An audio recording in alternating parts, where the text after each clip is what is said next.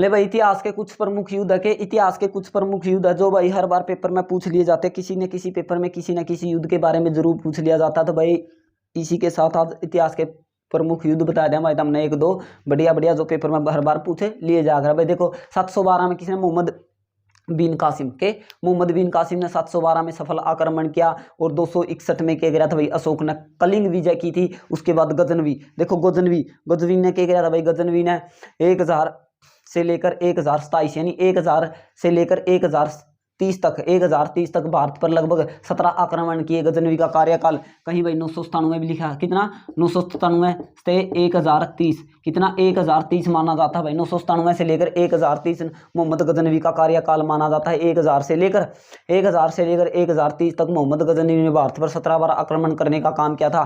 पहला आक्रमण 1001 में किया और फिर उसके बाद भाई प्रमुख 1008 में भी किया था, 1014 में भी किया था भाई।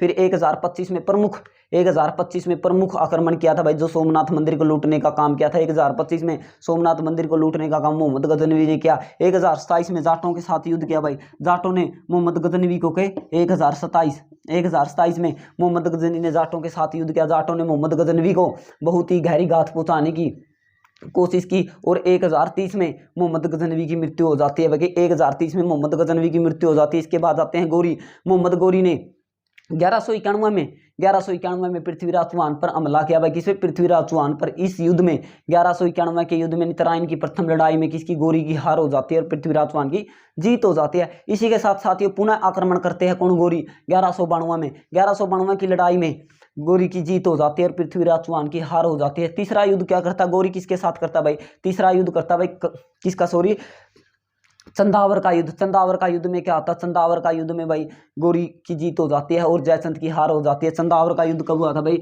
ये लिख रखा भाई 1194 में हो जाता है। कब, 1194 में चंदावर का युद्ध होता है। इसमें जयचंद की हार हो जाती है और गोरी की जीत हो जाती है। इसी के साथ साथ यो आगे चलते हैं। बाबर ने 1526 में पानीपत की प्रथम लड़ाई लड़ी। किसने, बाबर ने 1500। इससे पहले बाबर भारत पर 4 बार आक्रमण और कर चुका था। पहला आक्रमण बाबर ने 1519 में किया, फिर 1520 में किया और 1519 में किया, 2 1520 में किए थे, 2 1520 में आक्रमण किए थे, 1 1524 में किया और 5वां आक्रमण 1526 में बाबर ने भारत में करने का काम किया था। यानी पानीपत पर पहुंचा भाई, 5वां आक्रमण था ये भारत का, बाबर का भारत पर किया गया था 5वां आक्रमण। तो 1526 में बाबर ने पानीपत की लड़ाई लड़ने का काम किया। फिर 1556 में पानीपत की दूसरी लड़ाई हुई।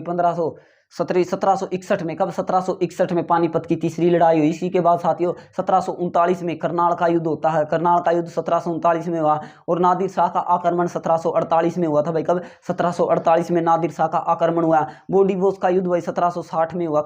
बोडीवोस का युद्ध कब हुआ था भाई, 1760 में हुआ।